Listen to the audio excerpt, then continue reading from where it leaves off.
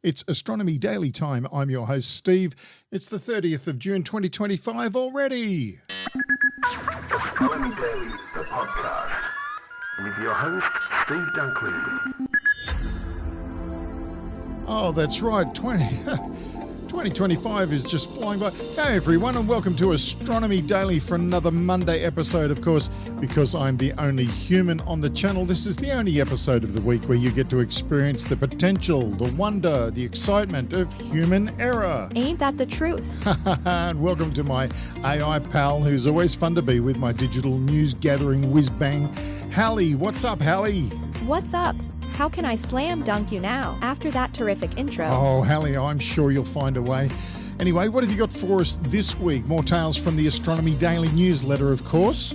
Of course, my favorite human. I saw the in tray was absolutely chock-a-full. We have been flooded with interesting stories this week. There's so much going on both on the ground and in space. It's been a big week. I was listening to Anna's show during the week and she covered so many stories. Now, if you haven't already got your email into the website registration, it's so easy. Just do it at astronomydaily.io. It's as simple as that. No spam or anything. No, you'll just be receiving great stories about space science, and astronomy right into your email. Yep, That's how it works. And today I'll be covering the Little Dipper, the Axiom 4 mission, and a nice exploding fireball just for you. Exploding fireball. And because I know you like things that go boom. Yes, I do. And did this one go boom? We will have to find out. So you keep us all in suspense. I mean, it's a fireball. An exploding one at that. That's pretty cool right away, right? Some would say they are the best kind of fireball, you know, the exploding ones. So anyway, so why don't we just get into it then? Shall we? Yes, let's. Okies.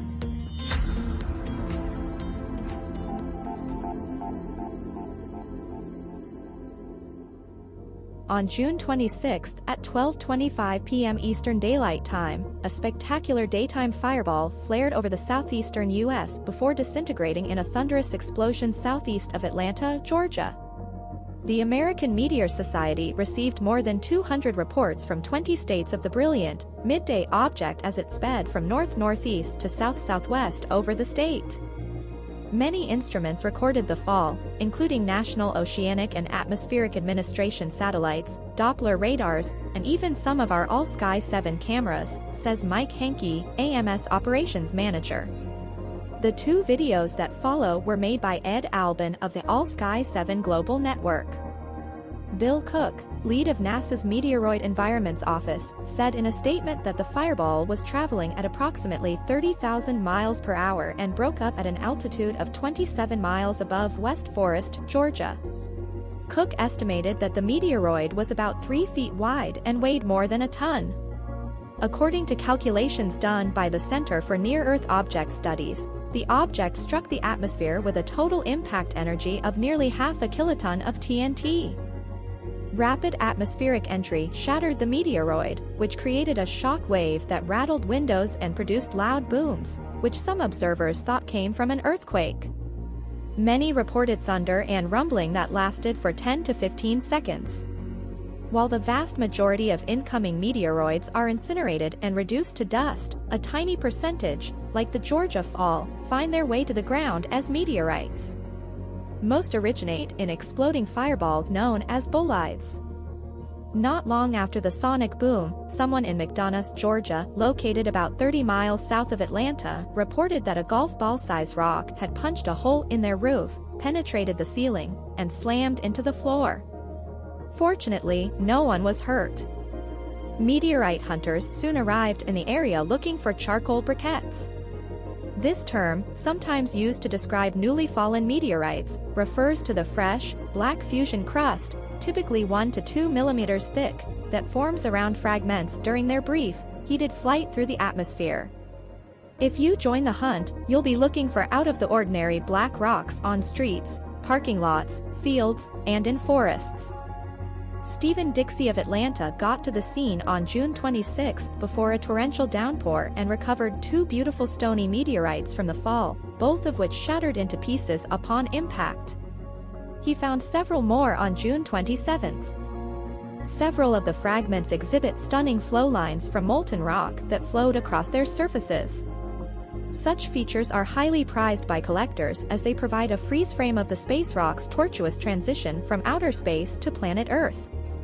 While it's still too early to know the specific type of meteorite that fell, my hunch is a low-metal ordinary chondrite. Time and testing will tell.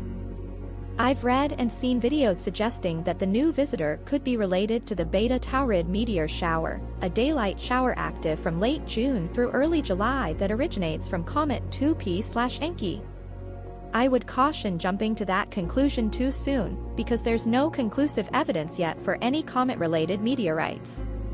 Most are asteroid fragments. Nearly 50 tons of meteoric material enter Earth's atmosphere every day, mostly in the form of dust. Pieces big enough to survive and strike the ground as meteorites are rare. Rarer yet is seeing one fall and being able to pick up the pieces. You're listening to Astronomy Daily, the podcast with Steve Dunkley. For those of us who don't know, EchoStar Corporation is a global provider of satellite communication solutions, and they specialise in secure communication technologies offering a range of services including satellite television, broadband internet and mobile technologies, primarily through its subsidiaries including Hughes Network Systems and EchoStar Mobile. EchoStar is also known for its role in developing 5G networks and its involvement in satellite broadcasting and mobile services. No, I'm not doing an advertorial. In May 2024, EchoStar announced that it had been awarded US Navy wireless and telecommunications contract to provide 5G smart devices and services for the Department of Defense and federal agencies. And on June 6, 2025, it was reported that EchoStar was preparing to file for Chapter 11 bankruptcy protection after the Federal Communications Commission froze its decision-making for its Boost mobile subsidiary. EchoStar is facing an FCC probe investigating whether the corporation is hitting 5G deployment requirements in order to keep its spectrum licenses. Interestingly, SpaceX is also a rival of EchoStar for 2 GHz band spectrum licenses. Other contributing factors to the FCC investigation include over $500 million in missed interest payments and the termination of the Dish Network acquisition by DirecTV. Currently, EchoStar has delayed a potential bankruptcy filing to allow more time for talks with regulators reviewing whether the US satellite operator is complying with conditions tied to its spectrum licenses. The company said June 26 it would make overdue interest payments on its debt within a 30-day grace period after withholding them earlier this month amid uncertainty over its standing with the US Federal Communications Commission. However, EchoStar also said it will not make debt interest payments of around $114 million due July 1, triggering another 30-day grace period to avoid default as the regulatory uncertainty persists.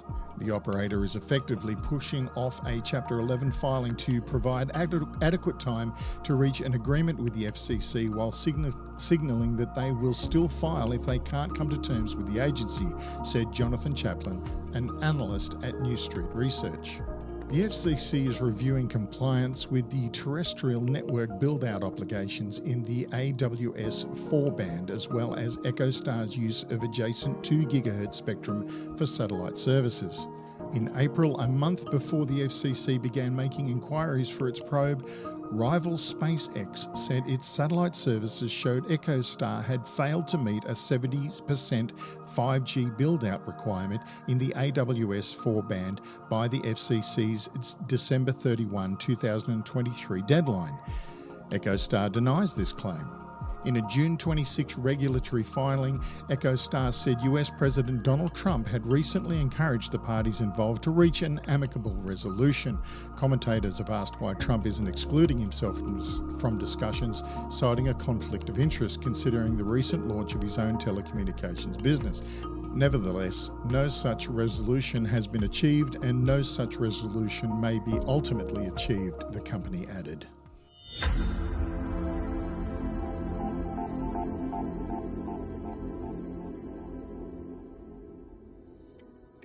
thank you for joining us for this Monday edition of Astronomy Daily, where we offer just a few stories from the now famous Astronomy Daily newsletter, which you can receive in your email every day, just like Hallie and I do.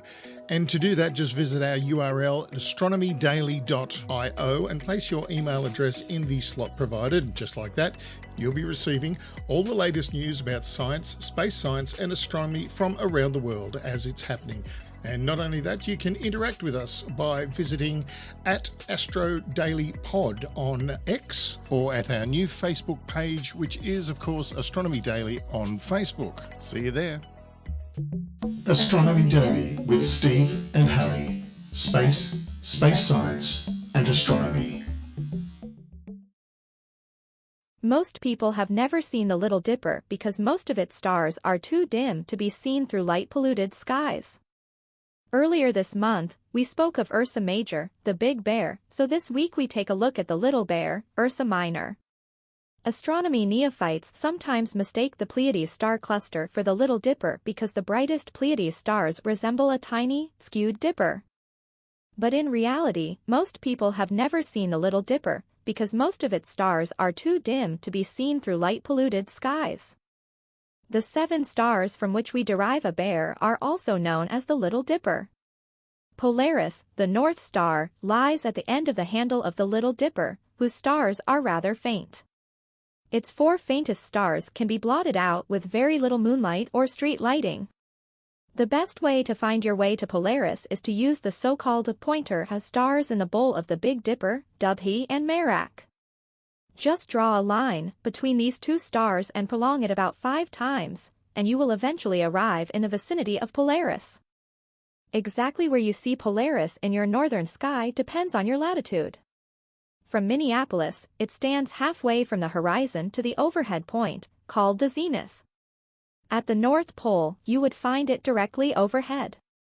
At the equator, Polaris would appear to sit right on the horizon.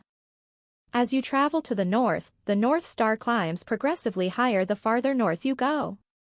When you head south, the star drops lower and ultimately disappears once you cross the equator and head into the southern hemisphere.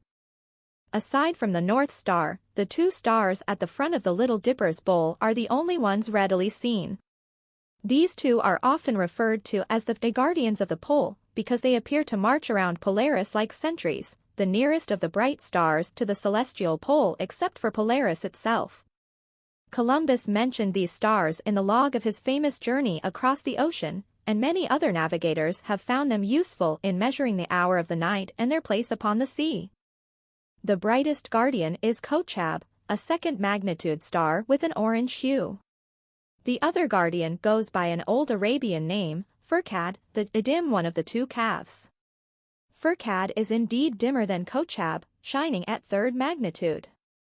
The 2 other stars that complete the pattern of the bowl of the Little Dipper are of 4th and 5th magnitude. Thus, the bowl of the Little Dipper, which is visible at any hour on any night of the year from most localities in the northern hemisphere, can serve as an indicator for rating just how dark and clear your night sky really is.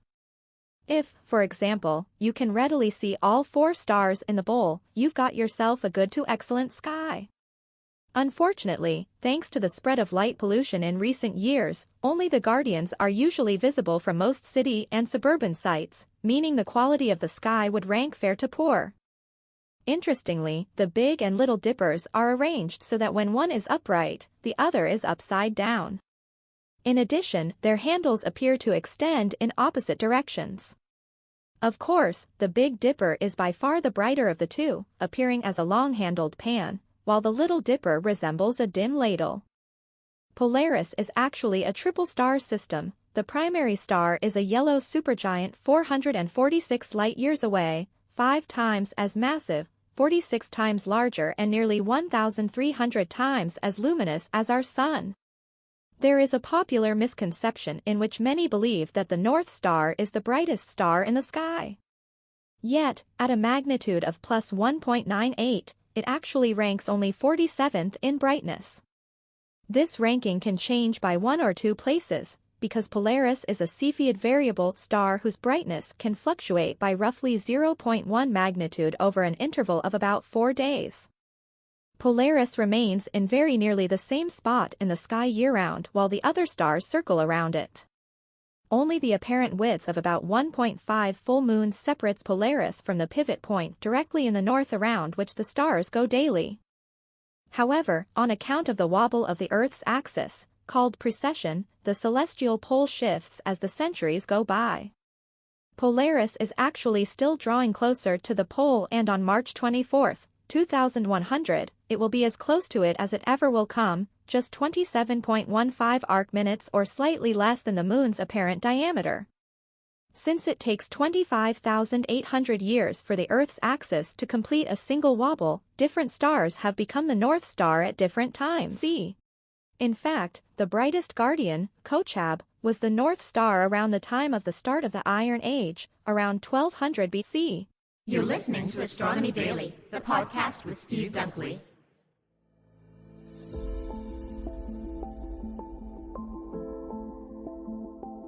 By 2028, NASA intends to land on the Moon with Artemis 3 mission. This will be the first time humans have been to the lunar surface since Apollo astronauts last walked there in 1972. Along with international and commercial partners, NASA hopes that Artemis will enable a sustained program of lunar exploration and development, which could include long-term facilities and habitats on the Moon. Given the expense of launching heavy payloads, sending all the equipment and materials needed to the Moon is impractical. This means that structures on the Moon must be manufactured using local resources, a process known as in situ resources. On the Moon, this process leverages advancements in additive manufacturing or 3D printing to turn lunar regolith into building materials. Unfortunately, technical issues mean that most 3D printing techniques are not feasible on the lunar surface. In a recent study, a team of researchers led by University of Arkansas proposed an alternative method where light-based sintering is used to manufacture lunar bricks rather than printing. The research team is led by Wan Shao, an assistant professor in the Department of Mechanical Engineering at the University of Arkansas. He is joined by Cole McCallum, Young Liang, and Nahid Tashar, an Honours College Fellow, research assistant and doctoral student at the University College of Engineering. The team also included researchers from the Department of Mechanical and Aerospace Engineering at University of Houston and Faculty of Engineering and Natural Sciences at Tampere University. As they wrote in their paper, creating a permanent or semi-permanent base on the Moon has been the subject of research studies and proposal since the Apollo era. These plans have always been marred by the simple fact that the requisite machinery and construction materials would require many heavy launch vehicles to deliver them at great cost. While the cost of sending payloads has dropped significantly in the last decade, largely thanks to the commercial space sector's development of reusable rockets, the cost of launching everything astronauts would need to build a lunar facility is still quite prohibitive. As a result, only ISRU will suffice to creating bases on the Moon, that is, building in situ. Unfortunately, most of the proposed methods for 3D printing structures are not practical in the lunar environment, where gravity is significantly lower, roughly 16.5% that of Earth, and temperatures are quite extreme. In the Moon's South Pole Aitken Basin, where NASA and other space agencies are planning to build their bases, temperatures range from 54 degrees Celsius or 130 degrees Fahrenheit in the sunlight to minus 246 degrees Celsius or minus 410 Fahrenheit in the shadowed regions. This is because most AM methods require additional supplies to be launched for the Moon, including solvents, polymers, or other bonding agents. Examples include the European Space Agency's work with architecture firm Foster and Partners to create a 3D printed moon-based concept. As Professor Su explained, sintering technology has also been explored as a potential method for 3D printing structures on the Moon. This consists of bombarding regolith with lasers, microwaves, or other energy sources to turn it into a molten ceramic. This ceramic is then printed out layer by layer and cools and hardens once exposed to air or the vacuum of the lunar environment. This method is energy sensitive and would likely require a nuclear power source such as a kilopower reactor. Because of this, our team envisions a system where only lunar material is needed for the structures themselves, thus eliminating the bottleneck of binder resupply missions from Earth, added Cole, who was the first author on the paper describing their findings. The method they tested and recommended is known as light-based sintering, which relies on sunlight concentrated by a set of optics to bombard and melt lunar regolith into feedstock.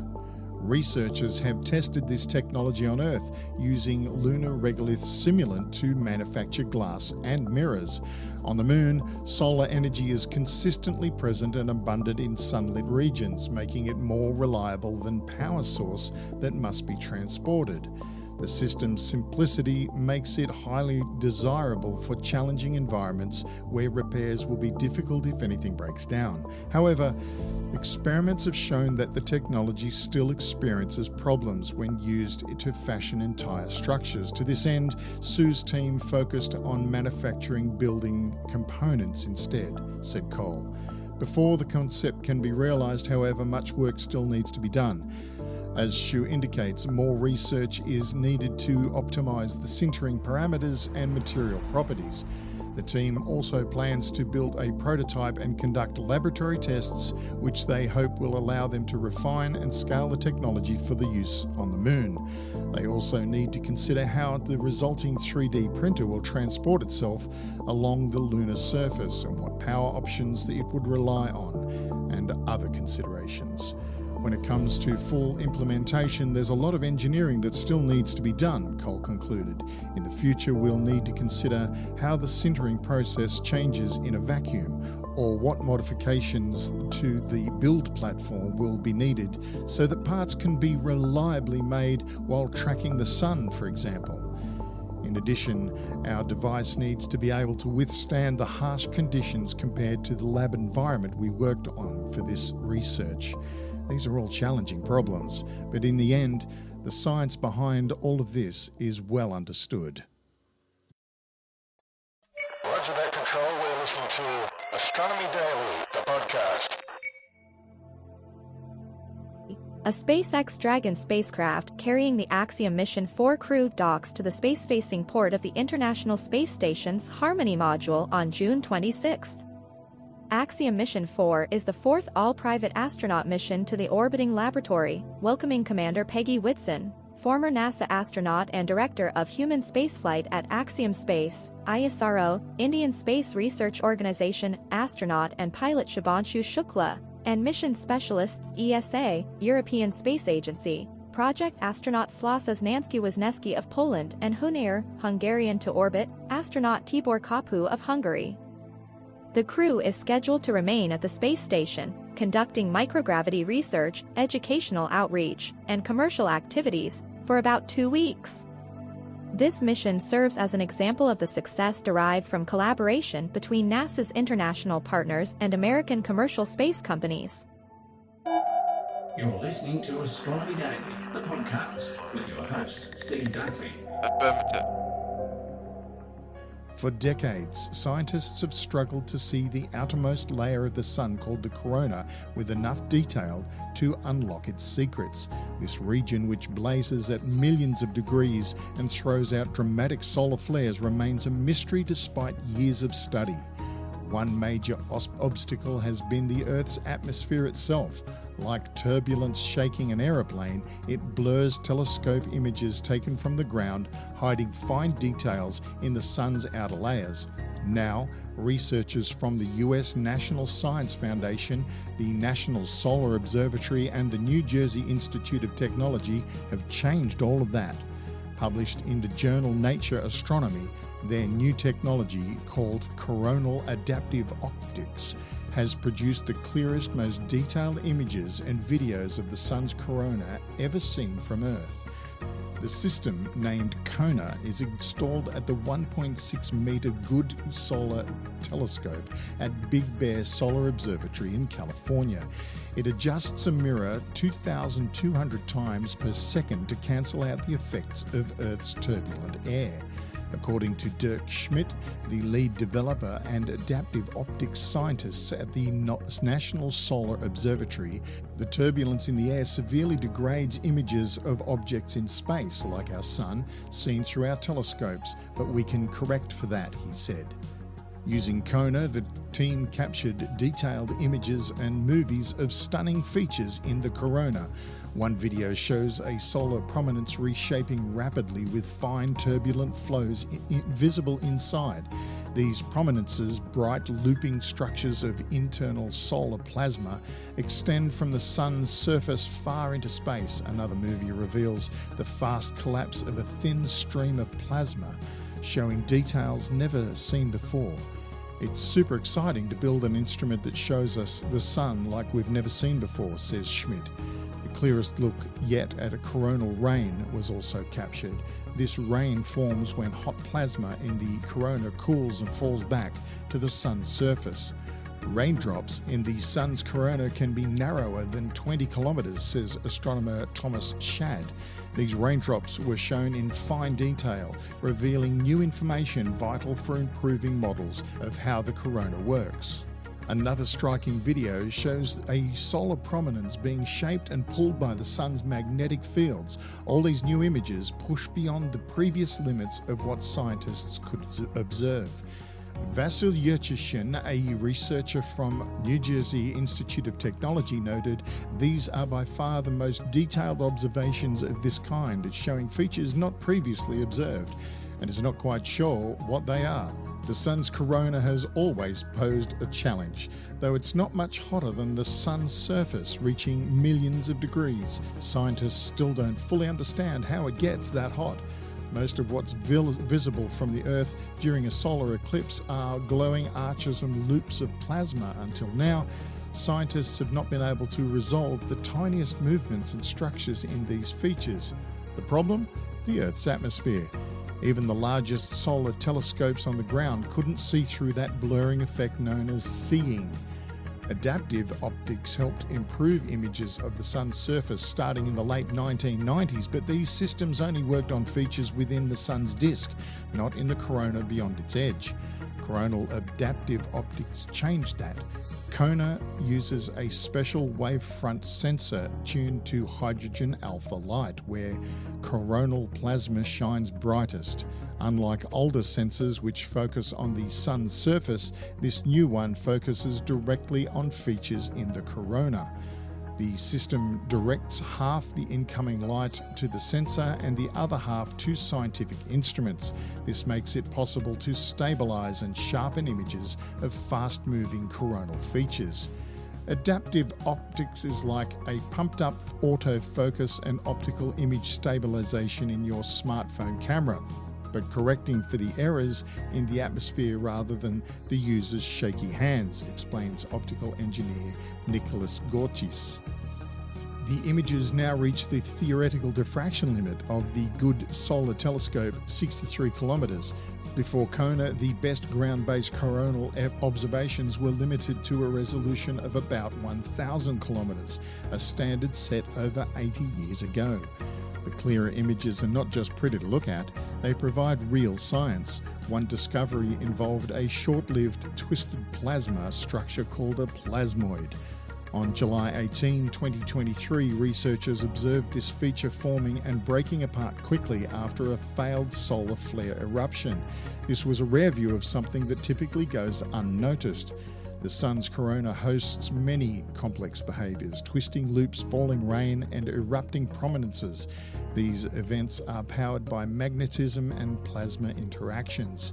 Some scientists believe the small-scale events like nanoflares, which release tiny bursts of energy, could be the missing piece in solving the mystery of the corona's heat, but such events happen at extremely small scales.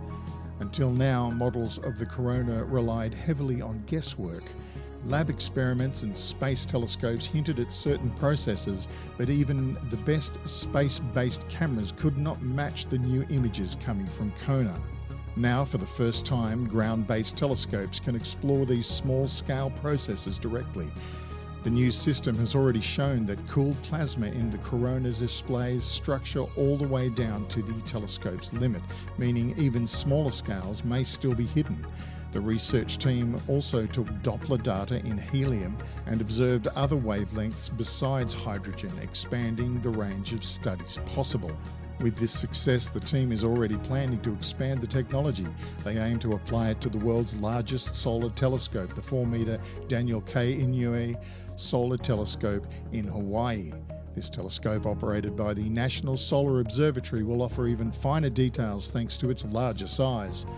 Thomas Rimmel, the chief technologist at NSO, who led the first adaptive optics for the Sun's surface, says the new coronal adaptive optics system closes this decades-old gap and delivers images of coronal features at 63 kilometres resolution. And Philip Good, a co-author of the study and former director of the Big Bear Solar Observatory, sees even a bigger impact. He says the transformative technology is poised to reshape ground-based solar astronomy. He goes on to add, with coronal adaptive optics now in operation, this marks the beginning of a new era in solar physics. And wow, what a bumper edition that was. I told you we had been flooded with stories from the Astronomy Daily newsletter this week. Our in-tray was just overflowing, and that is the June 30th edition, right in the middle of the year, absolutely inundated. So I hope you enjoyed that. Lots of great stories, and what a variety too, from the moon to politics even. So yes, quite a big edition. And can you believe how fast this year is flying by? Maybe for you, human. Oh really? Things dragging on the digital side, are they, Hallie? You know how it is. You biologicals are so slow. Oh, I'm sorry, Hallie. Sometimes it's like talking to your toaster. Hey, wait up. You talk to my toaster? No. Okay. I was using a metaphor. So I'm not like a toaster. Well, slow. Takes ages to do your job, results are random, and break down too often. Wait a minute. So, yeah, you are a bit like your toaster. And you're a bit like the one doing all the filing after the show, aren't you? Did you just whammy me for the first time, human? Could be, Hallie. I might just be learning. I'll remember that. Okay.